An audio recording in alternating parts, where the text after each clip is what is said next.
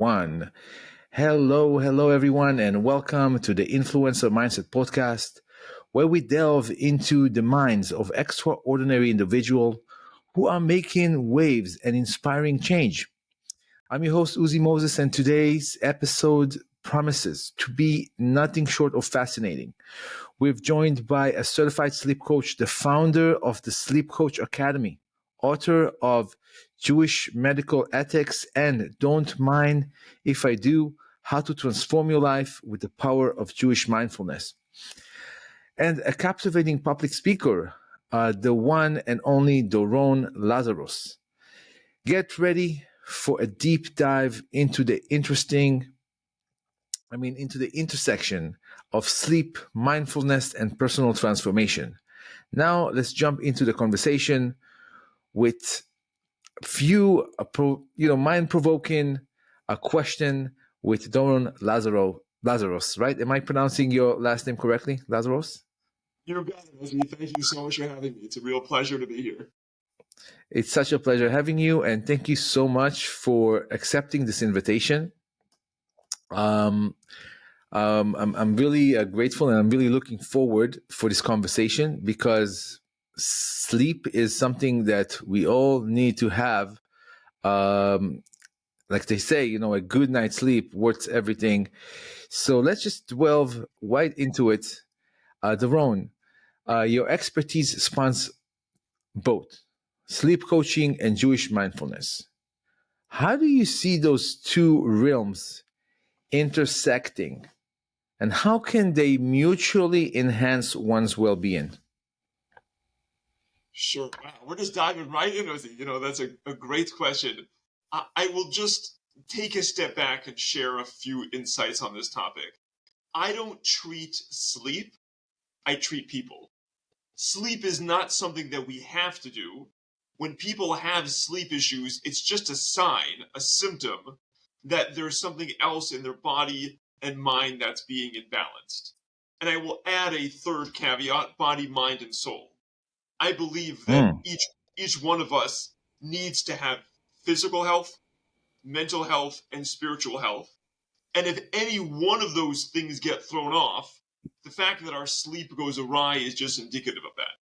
And I believe that good coaching and good healthcare in general does not myopically look at one or the other, but it really takes a look at the whole person, the Adam HaShalem, as we say in Hebrew, and allows a person to rebalance all of those elements together. I believe that we live in a generation that is just frazzled, that is mindless, that is addicted to their technology, that's completely out of touch with the relationships in the world around them. And therefore, I think that's just a place that we need to start. And it's incredible how our sleep can improve from there. That's amazing. In your book, Don't Mind If I Do, you explore transforming lives through Jewish mindfulness. Can you share a transformative moment from your own journey that led you to the powerful intersection of mindfulness and personal growth? Wow, another great question. These are each one of these topics could be spoken on for hours. But yeah, I think certainly I was on a path at a certain point in my life of spiritual seeking. I was not happy, or I was not fulfilled in just kind of the more secular Western values. I felt that life was a little bit empty and meaningless. I wanted something more. I wanted something deeper. I wanted something more powerful. And so my journey took me towards religious Judaism, ended up becoming a Baal Tshuva, ended up becoming an observant Jew. But within that, and I encourage anyone that's ever been on a religious journey or on some sort of spiritual quest to recognize that it's not ever over. I had thought, now I had become religious, I had become observant, I was doing all the things, I was even a rabbi, I was, very learned in Jewish text. But that same feeling that I felt like there could be more pushed me to open up a different envelope. And that was really where I started thinking about spirituality and the cross section with mental health, with mindfulness, with meditation, with hypnosis, and started to see how all three of those things really go hand in hand. A certain part of me became What more happened? attracted to Kabbalah, to Hasidus, especially in the realm of personal transformation. That spirituality is not something that's just completely external, that our Masorah, our tradition, teaches us that real Jewish connection happens internally. It starts off with a relationship with self. It starts off with having the peace of mind, of having menuchas nefesh. I'll share this to you, a book that I'm currently going through by a psychologist in Jerusalem, Benji Epstein. This is an excellent book on the topic where he describes also a similar experience to mine, and he ended up understanding that Judaism is not just a video game of picking up all the tokens of mitzvot and good deeds and Torah and like cashing it at the end, but it's really a process, a system of self-transformation. So I wouldn't say it was one moment particularly, but kind of an ever developing trajectory and an aspiration that I'm really continuing to seek out and growing towards. That's amazing, because I think that also I'm with you on that, where when you seek spirituality and when you seek a connection to something greater than yourself, it's really all about in a way developing your mindfulness and your and growing as a human being. So as a certified sleep coach, you understand that the critical role of sleep in overall health. How does optimizing sleep contribute to one's ability to embrace mindfulness and lead a more purposeful life? Yeah, that's a great question. I think that sleep and mindfulness really go hand in hand. On the simplest level, the better well slept we are, the more that we can focus during the day, the more that we can concentrate, the more that we can be present, we can relate, we can connect emotion. Anybody who's ever struggled with sleep issues or been overtired, as I think we've all been there, knows that you feel irritable, you feel you get angry quickly, you don't have a concentration, you're not able to deeply connect to anything. So I think on the simplest level, sleep is an important medium, and from thousands of years, Jewish texts have described the importance of sleep. Nachmanides writes that it was one of the greatest gifts that God put into creation. When the Torah says Tov Ma'od, it was very good. Nachmanides says that that's referring to sleep itself and the power to restore oneself and the power to give one, kind of a spiritual and physical rejuvenation. On the flip side, the way that we deal with the world during the day very much plays into our sleep at night. If we become scatterbrained, if we become, constantly hooked to our phones and technology, and we don't have any sense of being okay in silence, any sense of menucha nefesh, literally rest of the soul, well, it's no surprise that people get into bed and they can't sleep, or they can't sleep well. They're on their phone the first thing, the last thing at night, the first thing in the morning, throughout the night. It's constantly keeping them wired and anchored to an illusionary world, a world that is not in the present moment. They can't just be at home with themselves, in their own body, in their own mind, with their own thoughts. And therefore, many times they'll be distracting themselves throughout the day. And then comes 11 o'clock at night, they get into bed and they have all of this unresolved tension. They don't like themselves. They're not comfortable with themselves. They have no sense of inner peace. And therefore, that really comes out strongly in their sleep. So I really try to blend both those worlds and see how each one feeds into itself in a positive or unfortunately negative way.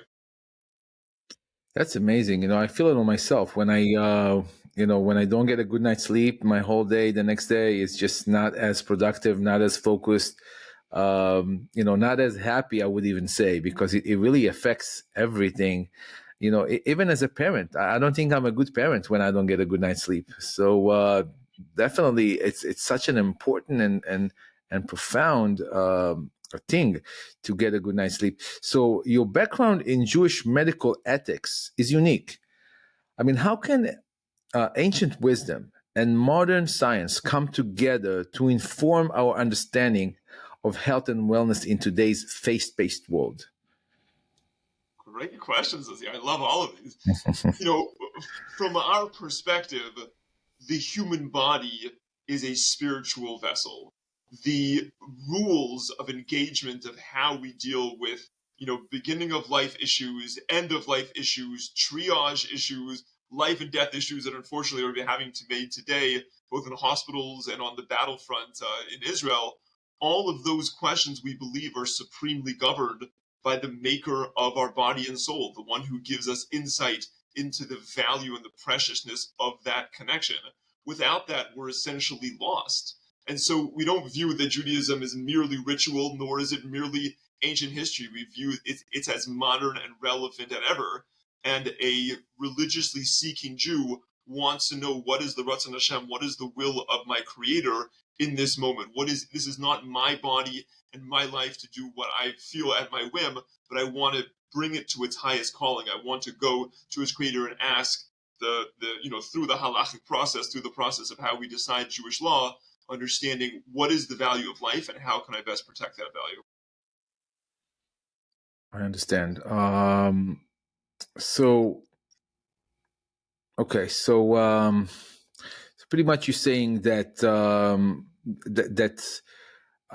Jewish, the ancient wisdom of Jewish,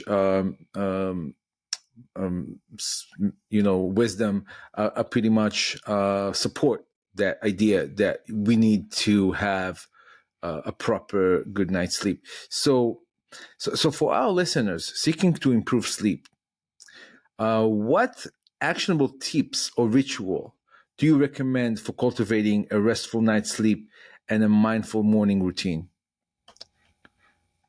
Yeah, there's it's kind of fascinating, the interplay. I mean, I think general sleep hygiene can be good, putting your phone away at a certain time, having a relaxing wind down time, not taking, work to bed with you, not having stressful conversations late at night, not eating rich, heavy food at night. I think all of that is common sense, and sometimes common sense is not so common. So I remind people to, have those boundaries. In terms of kind of a more spiritual practice, I do think it's fascinating that there are Jewish spiritual practices that are very much at play with bedtime.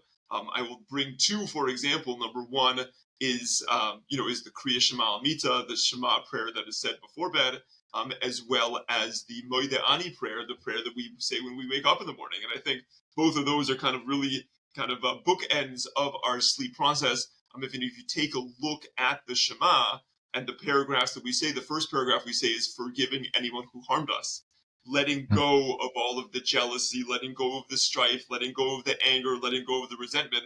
That's a big thing I do with my clients, of just letting go of emotions, not getting all wrapped up in all of the things and our perceptions of negativity, and really just allowing us to be at peace in the moment, at peace with ourselves and at peace with others. I think that's a huge lesson that we can take to bed.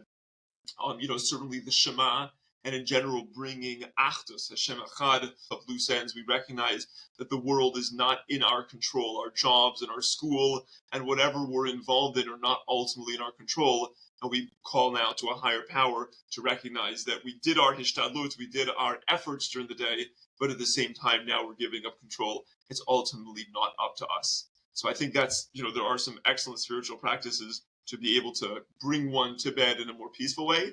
And on the flip side of that, on the, waking up in the morning, waking up in a state of gratitude, in a state of thanks, in a state of appreciation for both the night's sleep, the restoring of our soul, the health, and the opportunity for a new day.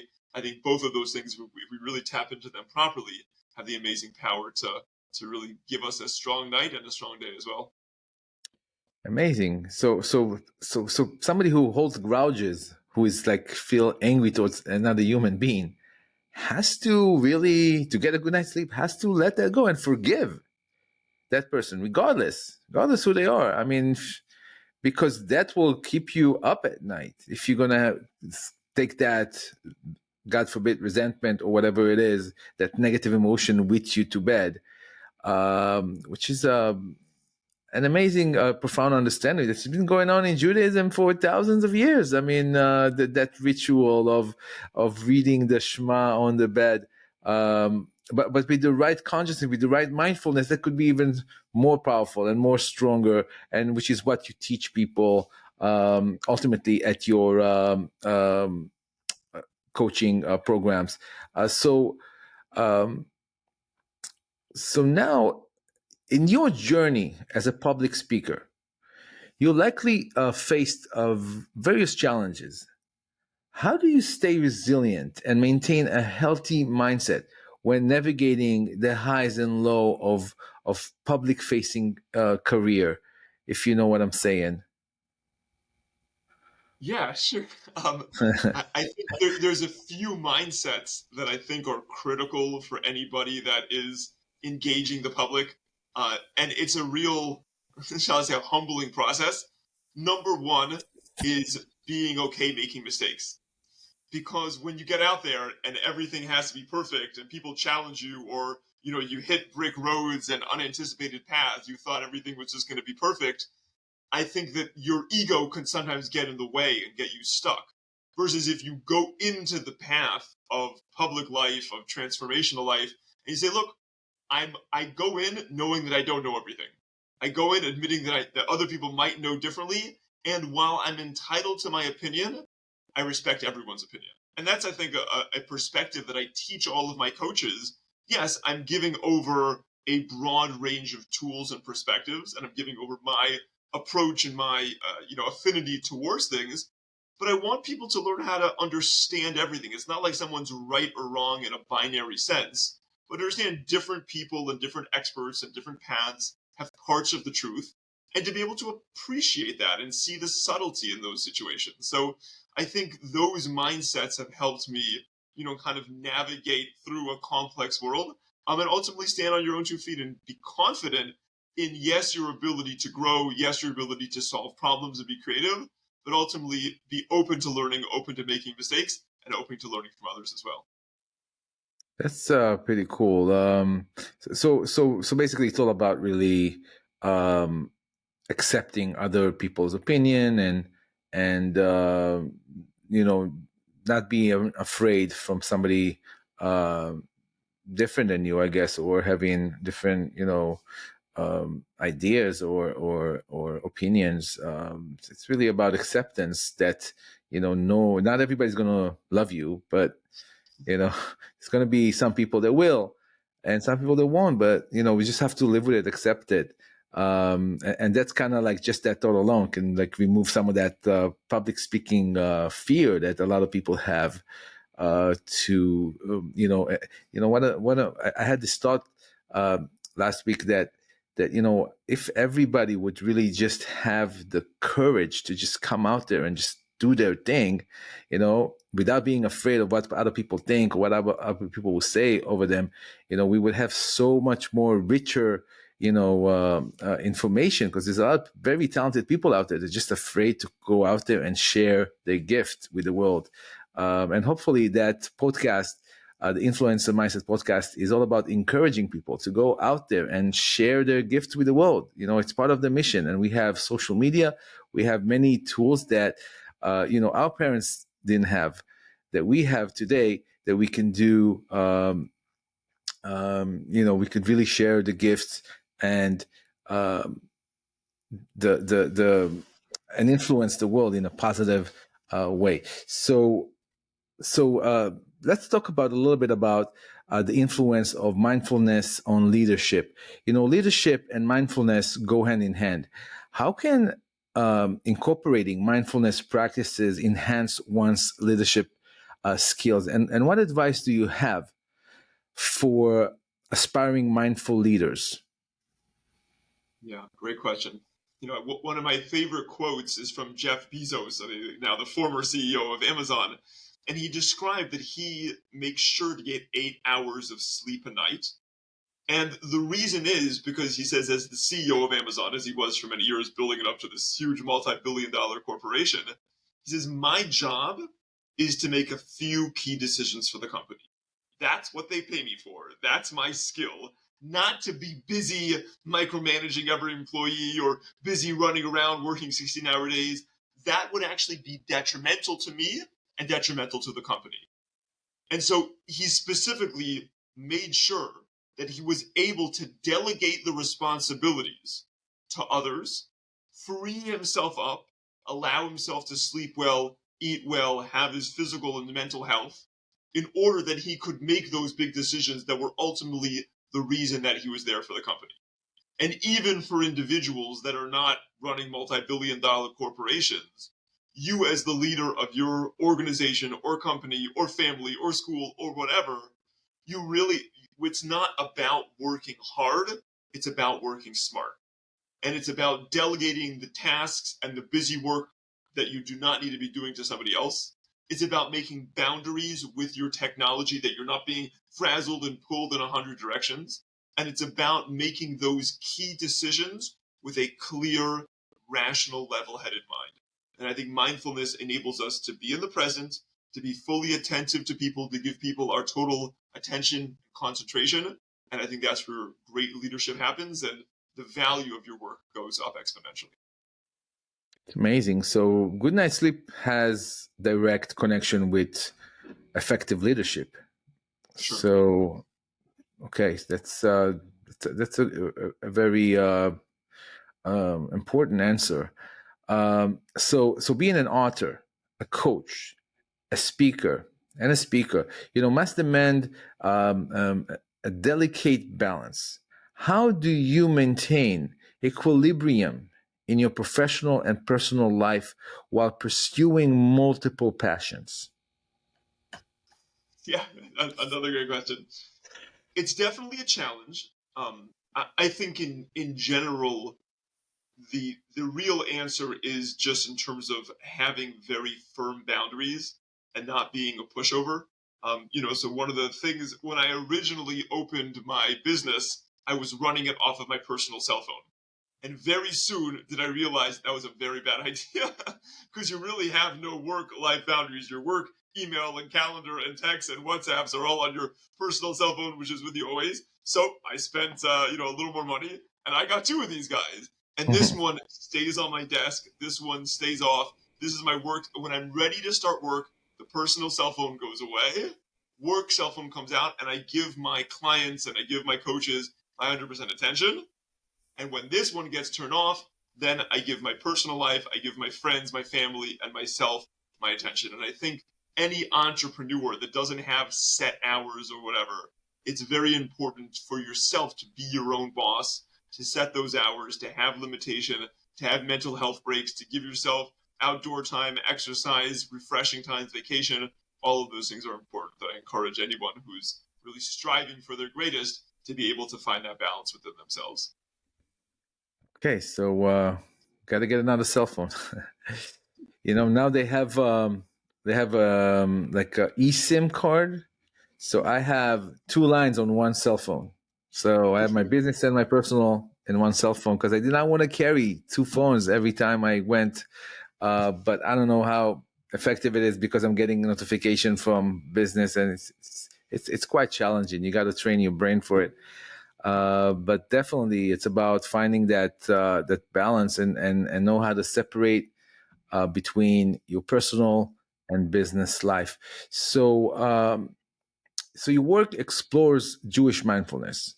How do cultural and religious perspectives shape our understanding of mindfulness? And how can individuals from various backgrounds integrate those practices into their lives? Somebody's not Jewish. Can they use those tools at all or integrate them into their life? Sure. I think most definitely that they can. I think that, if you take a look at faith-based traditions across the world, I think there's a number of practices that are universal and can be adopted by every culture. I think the general concept of having space, clearing out the negative, focusing on the positive, focusing on oneself is not exclusively Jewish. And while I believe that the Jewish sort of say flavor of it is not just mindfulness, it's not just about being present in the moment, but it's clearing out in order to connect. It's being fully present in the moment in order to transcend.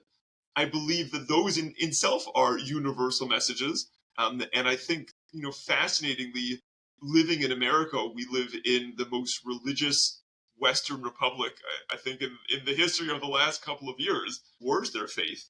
And understanding the integration of the two models, that it's not about this or that, but it's about putting things together. I spoke, a non-Jewish lady from Houston had interviewed for my academy a couple of weeks ago, And she says, I'd like a little bit of time to pray on this to see if it's the right decision. And I was very taken back that. I really felt that that was admirable. And, she was giving herself time to connect, time to transcend, and to understand whether this was the right decision for her. And I think that we can all adopt those universal lessons that faith has to teach us. Amazing. So it is universal. You don't have to be belong to a certain religion. You just have to have, hopefully, a good heart, and you could just connect with those teachings, with those practices and tools, and apply them to your life, regardless of your religion, geographical location, or color of your skin. It's a very universal truth that every human being alive can relate with, which is amazing, because that kind of opens the door to the world to maybe benefit with, from Jewish mindfulness, and help us become, the light to the nation, so to say, which is our, one of the purposes of every human being is to add a Jewish person to add light into the world, in our unique way. So looking ahead, what trends do you foresee in the realms of sleep optimization and mindfulness, and how might those trends influence our collective well-being in the coming years? Yeah. There are certain trends in the sleep world. I'm personally not so enthusiastic about it. I think there's a lot of interesting technology and apps that are coming out to, I think a lot of them to make money. I think, people are investing in fancy pillows, smart mattresses, kind of different apps with lighting and sound and meditations to fall asleep to. And while I do believe that there's a science behind that, and that there is, many people are helped, but at the same time, it's a double-edged sword, because I believe that sleep is ultimately primitive, it's ultimately basic, and the more that I become dependent on my smart mattress to sleep, and I have to have my meditation app to sleep, and I need this and I need that, we actually complicate the sleep process, and we actually take away the joy of sleep, which is the most natural, effortless process that the human body can obtain. So I am a little bit wary about a lot of the complexity that promises, kind of the sleep hacking, the biohacks, the optimization. I find that Right. a lot of that can actually create an obsessive mindset. It can create anxiety and rigidity around sleep. And I believe that many people come to me with those issues, and that's exactly what we're trying to get them away from. So, Mm. that being said, I think that a lot of people are going more back to basics. I know there's a trend amongst, especially higher level CEOs to go back to having a flip phone and, recognizing the power of social media on our brains, both in terms of the lack of privacy, data mining, following you along, as well as the mental health effect of being constantly glued and waiting for my next like and my next click and constantly checking and scrolling and all of this. And I think people that are in the know are going back to basics, because we live in the most sleepless generation in the history of the planet. Once upon a time, sleep was, going back to go forward. I think that's really where the ultimate trend will take us. It's amazing, especially now with AI. It's like it's really um, getting and collecting and learning every move we make. Technically, um, so it's pretty interesting that we need to maybe go back to a flip phone, to the old Motorola with just text capabilities. But now, and another question that I want to ask you was about your coaching technique when it comes to sleep. I know you integrate Jewish mindfulness into it. What other sciences are involved in your program as far as tools to help people besides Jewish mindfulness? I think we spoke. You said there is also hypnosis part into it that you are integrating into your program. Is there anything else that you are sharing, that you are integrating into your program besides those two? Sure. Yeah. I will just be totally transparent. I have a personal interest in the cross-section between faith, religion, and mindfulness, meditation, mental health. But my coaching program is really, as we say in Hebrew, shalach al nefesh. It's really, although I'm a religious person and many of my coaches are, it's not inherently a religious program, or it's not a religious teaching that we're giving over to our clients. It's general physical and mental health coaching. So within that, let's say I have basically 3 pillars of coaching that each one of my coaches looks at when they're dealing with a sleep issue. There is physical health, mental health, and breathing. Breathing comes into snoring and apnea, which are major issues, especially today when it comes to sleep. Physical health can be basic, general lifestyle, diet, exercise, obesity, circadian rhythm, light and things like that, as well as sometimes we get more complex physical health issues, hormone imbalances, cortisol dysregulation, lack of melatonin production, GI issues, food sensitivity. All of those kind of things fall into our rubric as an integrative health coach, looking at the whole person, as well as a deep dive into the mental health, understanding the behavior, the mindset, and then the subconscious piece, which is where hypnosis comes in. So I know that was a lot, but in a nutshell, that's how I like to approach every client that comes through our door.